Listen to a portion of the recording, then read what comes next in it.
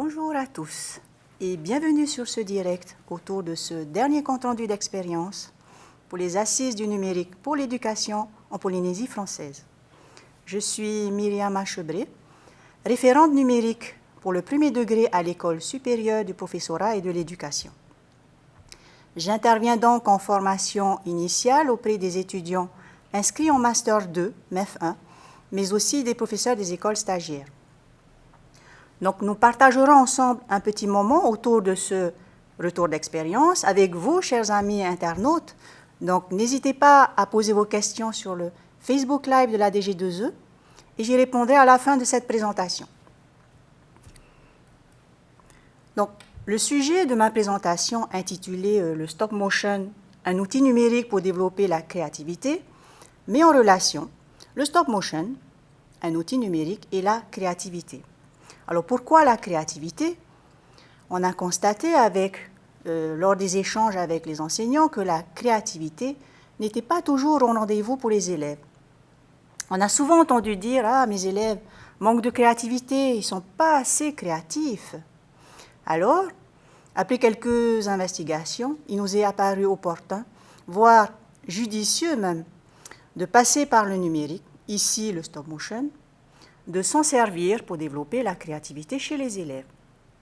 Donc la vidéo et l'exposé que je vais vous présenter apporteront quelques éléments de réponse à cette problématique. Je vous propose tout de suite de visionner la capsule vidéo sur le stop motion, un outil pour développer la créativité. Vidéo.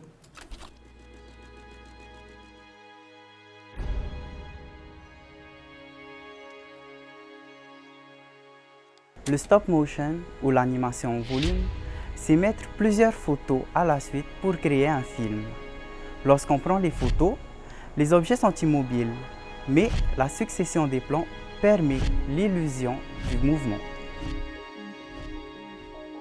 Différents objets peuvent être utilisés et mis en scène, tels que des figurines articulées ou encore tout autre objet que l'on retrouve dans la vie quotidienne, en bref, tout ce qui peut servir comme acteur à notre histoire. La première étape de notre travail consiste à imaginer une histoire qui illustre le thème général qui nous a été imposé, à savoir les dangers d'Internet. Pour cela, nous avons porté notre attention sur un sujet en particulier qui est le piratage et l'usurpation d'identité sur les réseaux sociaux. Pourquoi le piratage et l'usurpation d'identité sur les réseaux sociaux? Tout simplement parce qu'on est au XXIe siècle. Il y a de plus en plus d'utilisateurs sur les réseaux sociaux et ces utilisateurs sont de plus en plus jeunes.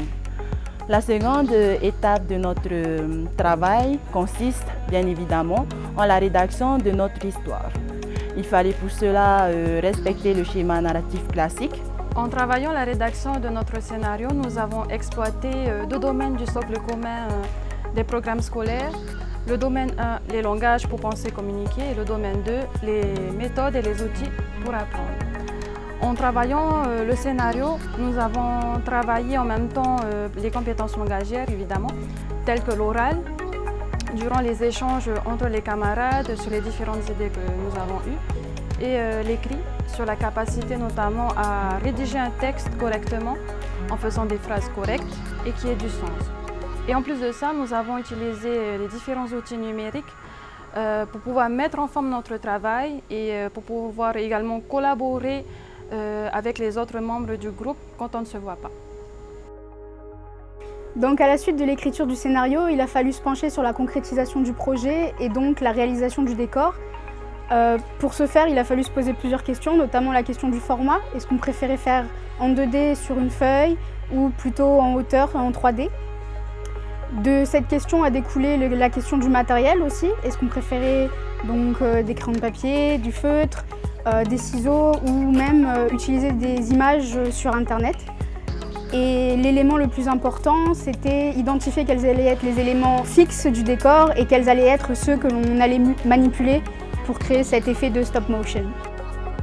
La technique du stop motion est intéressante à utiliser pour les enseignants car elle permet de mettre en mouvement, de donner vie à des objets qui sont inanimés à la base. Par exemple, une pomme peut devenir, si on la travaille un peu, qu'on lui ajoute un petit visage, et qu'on l'utilise avec la technique du stop motion, elle peut tout de suite devenir un personnage animé. Et c'est généralement quelque chose qui est très apprécié des élèves. Alors, l'intérêt pédagogique en tant qu'élève, c'est déjà de pouvoir se familiariser avec tous ces matériels, donc le trépied, les appareils photo, les iPads, ne serait-ce que l'application qui permet à la fin de faire le montage pour aboutir au stop motion. Et en tant qu'enseignant, de pouvoir faire passer un enseignement à travers une vidéo de type stop motion, ça permet de rajouter un caractère ludique à l'enseignement et donc de plus facilement captiver l'attention des élèves. En tant que futur enseignant, la technique de stop motion représente une première approche de l'animation pour des élèves de cycle 1 au cycle 3. Elle entre dans le cadre de la pédagogie de projet, un projet interdisciplinaire qui permet de développer son imagination, exprimer sa créativité et communiquer. Avec très peu de moyens techniques, les élèves peuvent se projeter pour imaginer un produit final et en être responsables jusqu'à la fin de sa réalisation.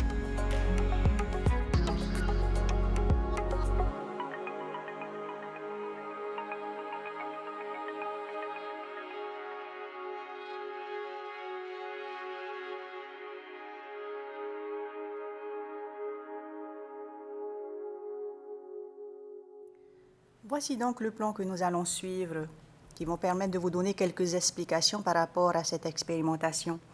Donc, le plan se déclinera en 3 grandes parties. La première partie, formulée sous forme de questions, portera sur ce qu'est la créativité. Ensuite, quels sont les facteurs favorisant cette créativité? Et enfin, quel support numérique choisir? La deuxième partie portera sur le volet pédagogique, c'est-à-dire le dispositif matériel, le scénario pédagogique et les éléments de progressivité. Enfin, la troisième partie concernera l'analyse de cette expérimentation. On verra quelles ont été les observations faites, pour quels apprentissages et pour quelles plus-values. Et on terminera par une petite conclusion. Donc, la problématique posée au préalable était en quoi est-ce que le stop motion pourrait-il contribuer au développement de la créativité chez les élèves? Qu'est-ce que la créativité? Donc, commençons par quelques définitions. J'en ai retenu 2. La première est celle donnée par le Centre national de ressources textuelles et lexicales, qui dit que la créativité, c'est la capacité, le pouvoir qu'a un individu de créer, c'est-à-dire d'imaginer, de réaliser quelque chose de nouveau. J'en ai retenu une autre, celle de Todd Lubart, professeur et chercheur, qui dit qu'au niveau de l'éducation, être créatif, c'est être capable de réaliser une production qui soit à la fois nouvelle et adaptée au contexte dans lequel elle se manifeste. En définitive, il rajoute que la créativité ne relève pas d'une habileté particulière détenue par certaines personnes et ne s'exprime pas seulement dans le domaine des arts. C'est plus largement une capacité que chacun peut développer dans un environnement facilitateur. Donc, en général, ce qu'on va retenir de la créativité, c'est que c'est une capacité que possède chaque individu et la capacité de créer, de réaliser une production qui soit la plus originale dans un environnement facilitateur. Quels sont donc les facteurs en faveur de cette créativité? D'abord, la situation doit être motivante. Pourquoi? Parce qu'elle doit être proche de l'intérêt des étudiants, ce qui va les conduire à s'engager plus durablement dans la tâche demandée. Ensuite, la situation doit être porteuse d'une problématique à résoudre. Pourquoi? Parce qu'elle va interroger les étudiants, ce qui va les mettre dans un certain débat et leur permettre de faire un travail de recherche, d'exploration, en vue de développer quelques solutions possibles et de n'en retenir une qui soit la plus originale. Puis, il est important de donner un cadre pédagogique dans lequel les étudiants vont être libres et autonomes de construire leur scénario et de choisir les éléments du décor qu'ils souhaitent. Autre facteur, la pédagogie de projet. Elle peut être porteuse de sens et d'apprentissage pour les élèves. Enfin, les outils numériques peuvent apporter aussi une plus-value aux apprentissages visés. quel support numérique? Alors ici, c'est le stop motion qui a été retenu pour cette expérimentation. Le stop motion, c'est d'abord une technique qui a été utilisée dans les débuts du cinéma. Mais c'est aussi une application qui offre la possibilité de prendre des photos d'objets immobiles organisés dans un décor et d'en générer automatiquement la vidéo. Sur le plan pédagogique, les étudiants, donc, pour réaliser leur projet, ont pu utiliser le matériel suivant. Donc, ils ont eu à disposition une tablette numérique, l'application Stop Motion installée sur la tablette, une application gratuite, un support pour fixer la tablette et un trépied, ce qui va permettre de donner une certaine stabilité au moment de la prise des photographies. Le scénario pédagogique.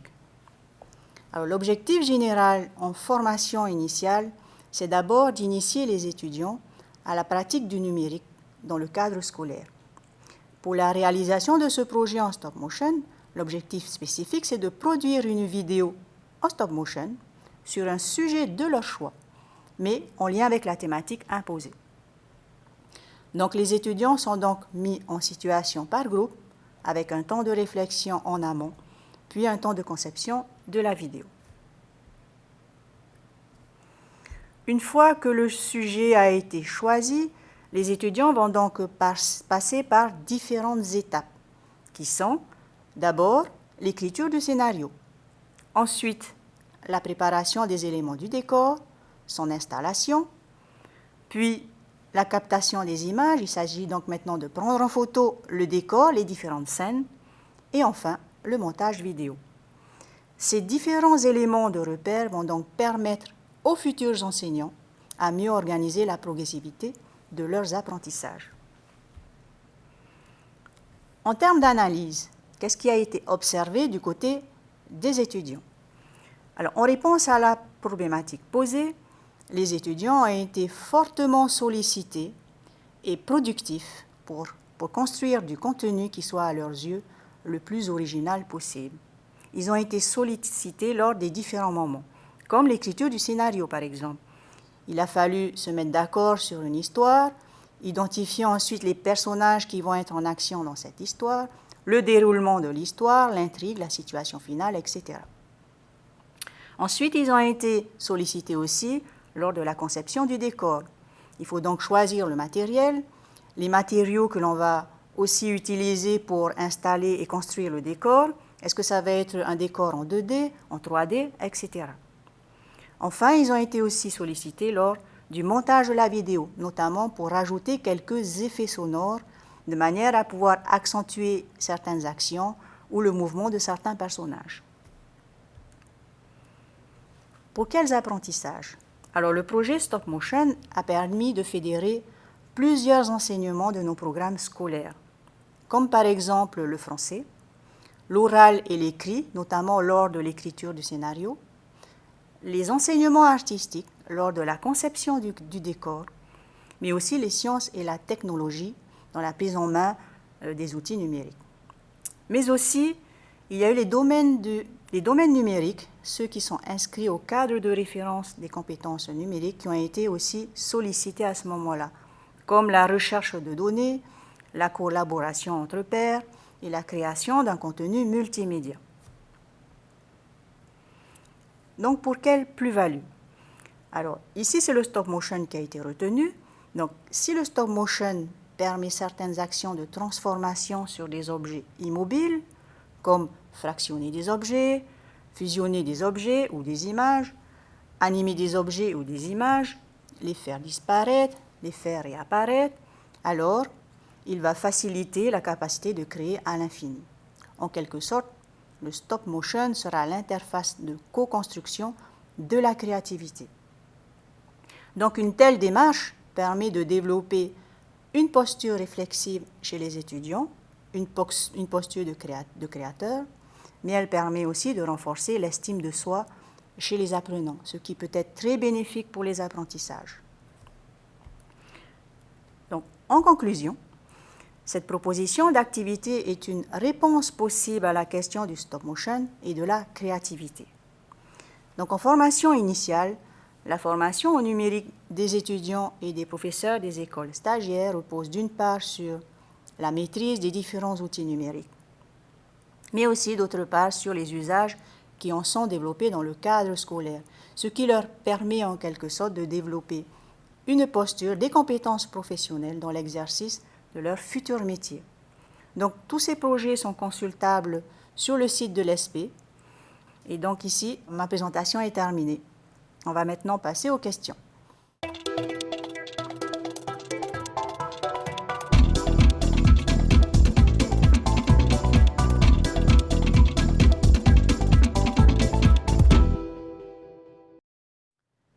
Merci, monsieur le délégué académique au numérique qui vient tout juste de nous rejoindre sur le plateau. Alors, on a vu dans le reportage des étudiants de l'ESP, donc des professeurs stagiaires qui étaient en situation, qui sont mis en situation d'élèves. Est-ce qu'il y a des expériences d'utilisation de ce stop motion dans les écoles en Polynésie? Oui, effectivement, c'est en fait déjà le choix de ce projet. C'était aussi pour permettre à ces étudiants et ces professeurs des écoles stagiaires de vivre l'activité, mais aussi de pouvoir réinvestir tout ça lorsqu'ils sont en stage dans les écoles. Mais effectivement, on a pu observer que dans certaines écoles, le projet avait déjà été mis en place. Ce n'est pas une nouveauté, bien sûr, donc ça a déjà été mis en place. Mais ici, l'intérêt, c'est qu'il soit dans une posture réflexive avant tout, pour qu'ils puissent se rendre compte qu'il y a des outils numériques qui sont dignes d'intérêt pour les apprentissages, mais quelle posture je dois avoir quand je dois choisir un outil numérique et comment est-ce que je vais le mettre en œuvre pour permettre l'apprentissage des élèves dans les domaines qui ont été ciblés. Oui. Bien, tu as dit dans ta présentation que la créativité ne concerne pas que les disciplines artistiques. Et c'est vrai. Est-ce que tu as des exemples d'activités de stop motion, par exemple en sciences ou d'autres disciplines?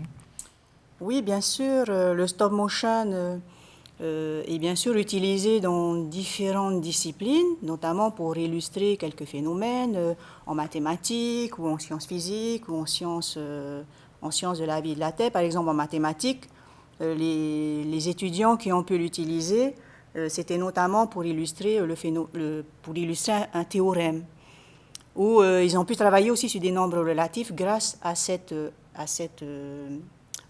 technique, grâce à cette technique, ils ont pu voir que finalement des éléments peuvent se mettre ensemble, peuvent se rencontrer, alors qu'ils ne sont pas réellement visibles, mais on peut les créer et les faire se rencontrer. Et en sciences de la vie et de la Terre, il y a aussi de belles productions sur le cycle de la vie, par exemple, la reproduction chez les animaux.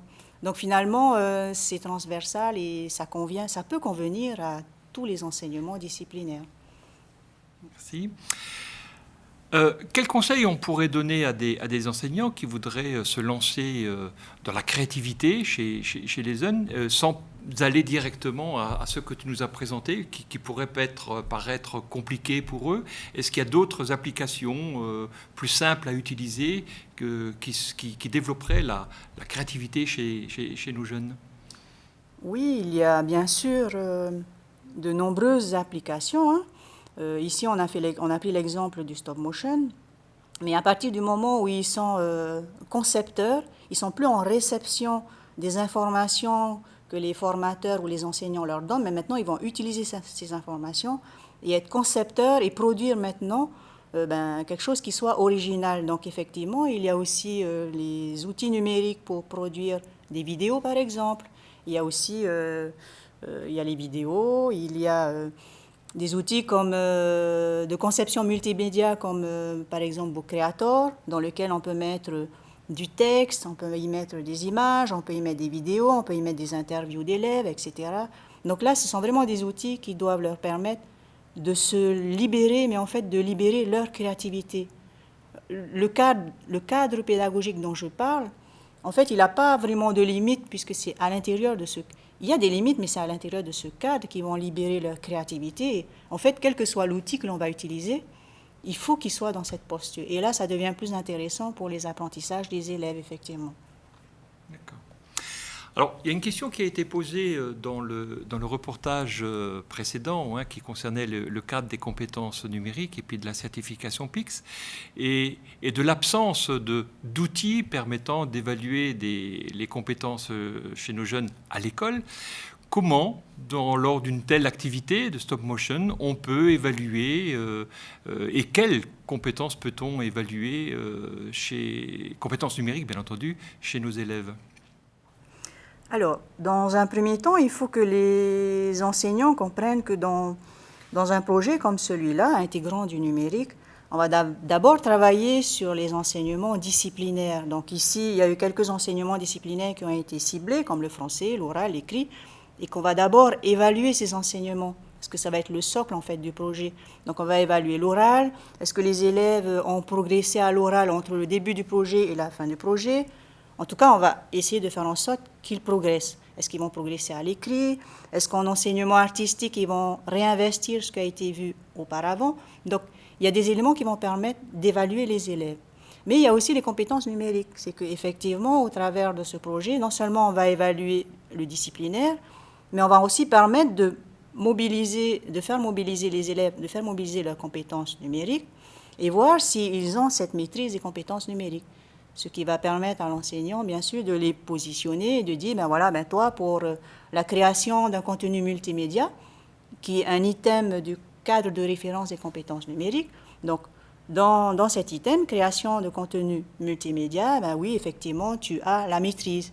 Tu sais comment mettre en relation, ou en tout cas insérer dans un document du texte, des images, de la vidéo, et faire passer un message au travers de cette production. Et pour d'autres élèves, ben, ce sera encore à consolider.